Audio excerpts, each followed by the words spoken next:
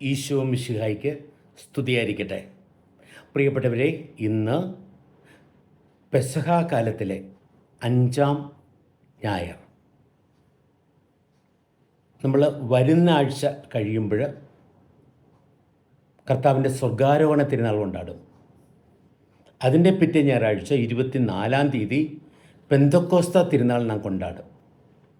ഒരു വിധത്തിൽ ആ രണ്ട് തിരുനാളുകളെയും ഓർമ്മപ്പെടുത്തുന്ന രീതിയിലാണ് ഇന്നത്തെ വായനകൾ വരുന്നത്. ഇന്നത്തെ ഒന്നാമത്തെ വായനയിൽ ഒരു വിധത്തിൽ ഈ പെന്തക്കോസ്ത അനുഭവത്തിൽ ജീവിക്കുന്ന ആദിമ സഭയുടെ ചിത്രമാണ് നമ്മൾ കാണുന്നത്. ആ സഭ ഇങ്ങനെ വളർന്നു, അനേകം ആൾക്കാർ ചേർന്നു. അപ്പോഴേക്കും പ്രശ്നം ഉടലെടുക്കാൻ തുടങ്ങി.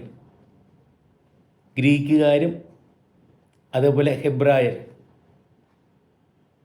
അപ്പം അവിടെ കംപ്ലൈൻറ്റ് തുടങ്ങി.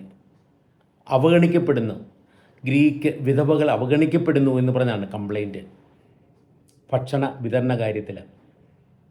പ്രിയപ്പെട്ടവരെ, അവിടെ പരിശുദ്ധാത്മാവിനാൽ പ്രചോദിതമായി സഭ ആ വലിയ പ്രശ്നത്തെ പരിഹരിക്കുക. അവർ ഒരുമിച്ച് കൂടുന്നു, പരിശുദ്ധാത്മാവിനാൽ നയിക്കപ്പെടുക. പരിശുദ്ധാത്മാവിനാൽ നിറഞ്ഞവരെ, വിജ്ഞാനവും ജനസമ്മതിയും നിറഞ്ഞവരെ പ്രത്യേകമായി തിരഞ്ഞെടുത്ത് സഭയിൽ ഡീക്കൻ പദവി പ്രിയപ്പെട്ടവരെ രൂപപ്പെട്ട സംഭവമാണ് ഒന്നാമത്തെ വായനയിൽ നമ്മൾ കാണുക.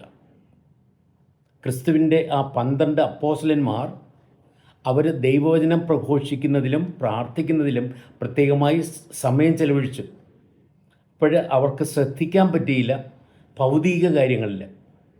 ആ ഭൗതിക കാര്യങ്ങളും നമുക്ക് നന്നായിട്ട് കൈകാര്യം ചെയ്യണം. അതിനുവേണ്ടി നിങ്ങൾ പ്രത്യേകമായിട്ട് 7 പേരെ തിരഞ്ഞെടുക്കണം എന്ന് പറഞ്ഞു. അപ്പം അതായത് ഞങ്ങളെ ദൈവം കർത്താവ് പ്രത്യേകം ഏൽപ്പിച്ച പ്രാർത്ഥനയും ദൈവവചന പ്രഘോഷണവും മാറ്റിവെക്കാൻ പറ്റുന്നില്ല. പക്ഷെ അതിന് പകരം ചെയ്യപ്പെടേണ്ട കാര്യം ചെയ്യാൻ വേണ്ടി വേറെ ആൾക്കാരെ പ്രത്യേകമായിട്ട് തിരഞ്ഞെടുക്കണം.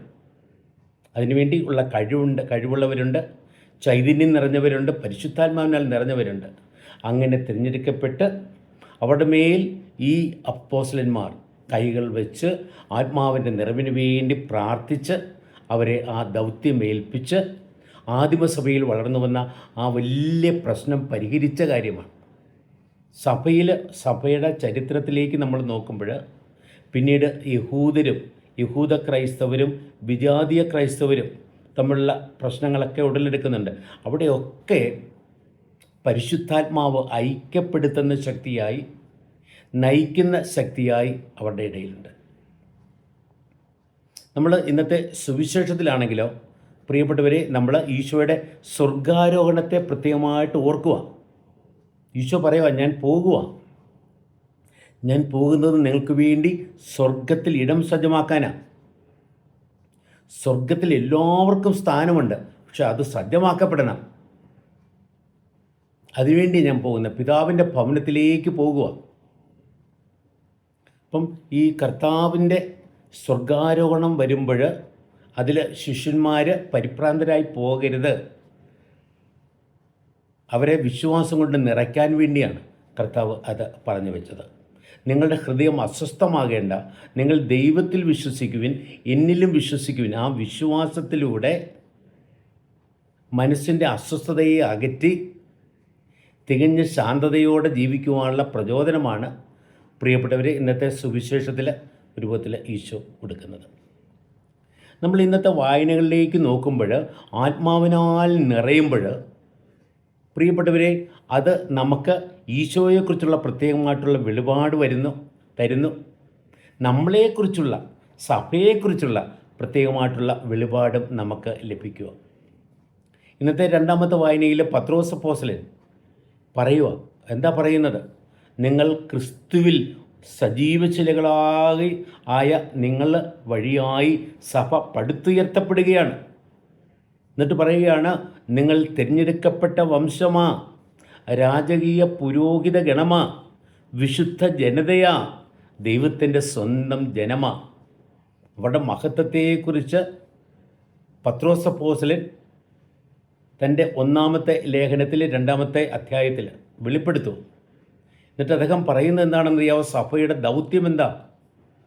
അന്ധകാരത്തിൽ നിന്ന് കർത്താവിൻ്റെ അത്ഭുതകരമായ പ്രകാശത്തിലേക്ക് നിങ്ങളെ വിളിച്ചവൻ്റെ മഹത്വം നിങ്ങൾ പ്രഘോഷിക്കുവിൻ എന്നാണ്. ഇപ്പോൾ ഒരു വിധത്തിൽ സഭ ഒരു വലിയൊരു കൂട്ടായ്മയാണ്. ആ കൂട്ടായ്മയെ തകർക്കുന്ന ഒന്നും ഉണ്ടാകരുത്. അതിന് പരിശുദ്ധാത്മാവ് എല്ലാവരും ഒന്നിച്ചു കൂട്ടുക. അതോടൊപ്പം സഭയുടെ ദൗത്യമുണ്ട്. സഭയുടെ ദൗത്യം എന്താ? കർത്താവിനെ പ്രഘോഷിക്കുക എന്നുള്ളതാണ്, പ്രാർത്ഥിക്കുക എന്നുള്ളതാണ്, വചനം പ്രഘോഷിക്കുക എന്നുള്ളതാണ്.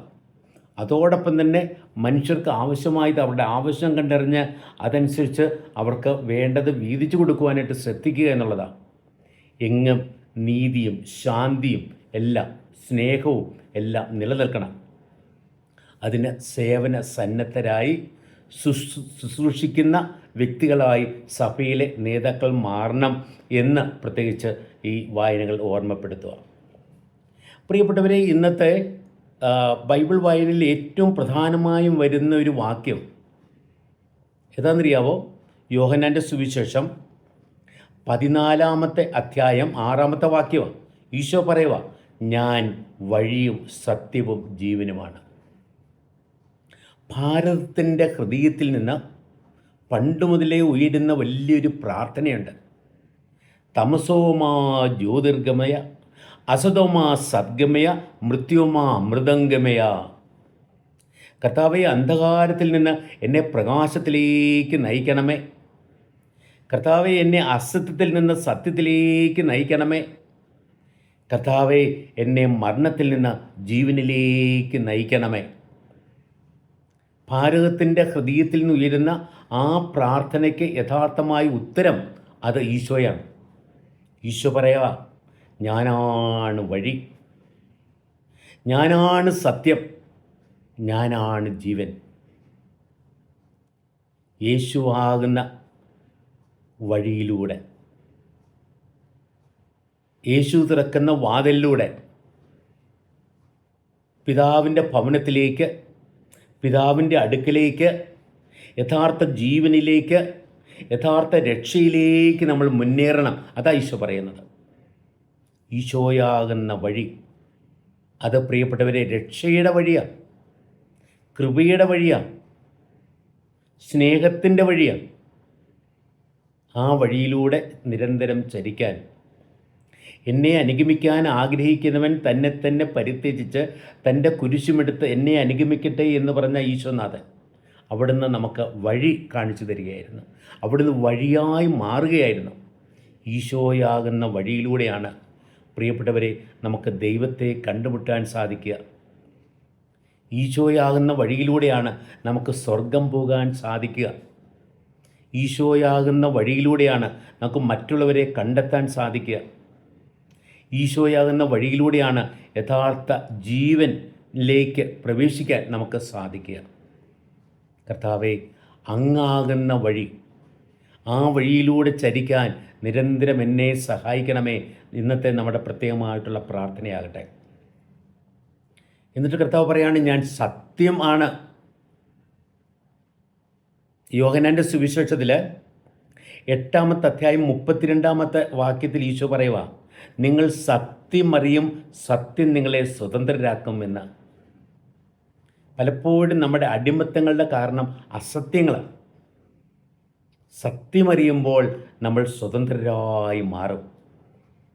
ദൈവത്തെക്കുറിച്ചുള്ള സത്യം, മറ്റുള്ളവരെക്കുറിച്ചുള്ള സത്യം, നമ്മളെക്കുറിച്ചുള്ള സത്യം, ലോകത്തെക്കുറിച്ചുള്ള സത്യം എല്ലാം പ്രിയപ്പെട്ടവരെ യഥാർത്ഥ സത്യം അത് ഈശോയാണ്.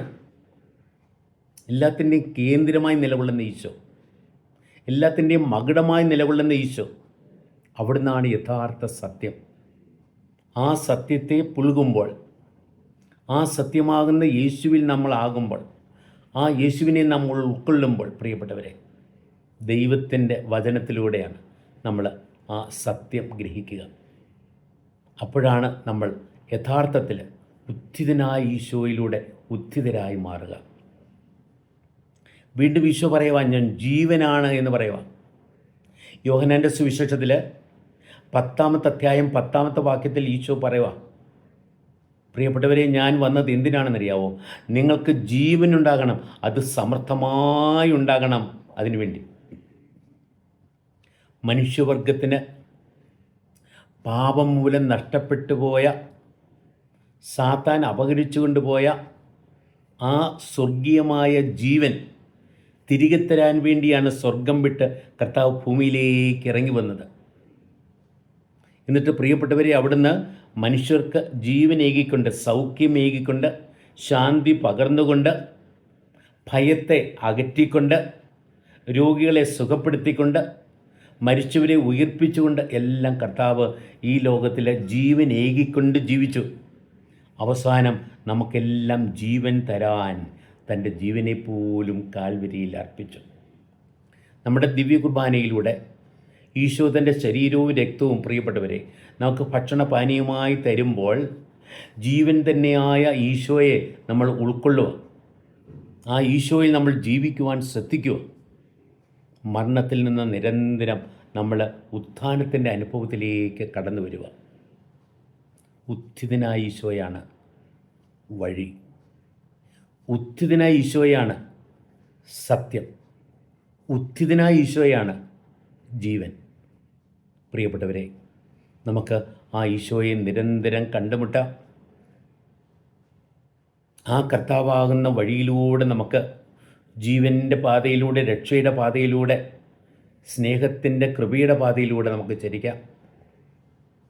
അതേപോലെ തന്നെ ആ ഈശോയാകുന്ന സത്യം ഗ്രഹിച്ചുകൊണ്ട് ഉള്ളിലും ശാരീരികമായും മാനസികമായും എല്ലാം, അസ്തിത്വപരമായുമെല്ലാം യഥാർത്ഥ സ്വാതന്ത്ര്യം അനുഭവിച്ചുകൊണ്ട് എല്ലാ അടിമത്തങ്ങളെയും വിട്ട് നമുക്ക് എഴുന്നേൽക്കാം. അതേപോലെ ജീവൻ തന്നെയായ ഈശോയെ ഉൾക്കൊണ്ട് നമുക്ക് സമർത്ഥമായ ജീവൻ്റെ ഉടമകളായി മാറാം. പലപ്പോഴും നമ്മിൽ പലരും നന്നായിട്ട് ജീവിക്കുന്നില്ല, നമ്മുടെ ജീവിതത്തിൻ്റെ പകുതി പോലും ഉപയോഗിക്കുന്നില്ല. പലപ്പോഴും 10 ഭാഗം പോലും ജീവിക്കുന്നില്ല. നമ്മൾ ഒത്തിരി ഉറങ്ങിക്കഴിയുക, അലസരായി കഴിയുക, ഒത്തിരി വേസ്റ്റ് ചെയ്യുക. നമുക്കതെല്ലാം മാറ്റിയിട്ട് നമുക്ക് ഫ്ലറിഷ് ചെയ്യണം, ക്രിസ്തുവിൽ ഫ്ലറിഷ് ചെയ്യണം. നമുക്ക് ക്രിസ്തുവിൽ പുഷ്പിക്കണം, കായ്ക്കണം, സമർത്ഥമായ ജീവൻ്റെ ഉടമകളായി നമുക്ക് മാറണം. ജീവൻ അതിൻ്റെ തീവ്രതയിലും അതിൻ്റെ പൂർണ്ണതയിലും ജീവിക്കുവാൻ പ്രിയപ്പെട്ടവരെ നാം ശ്രദ്ധിക്കണം.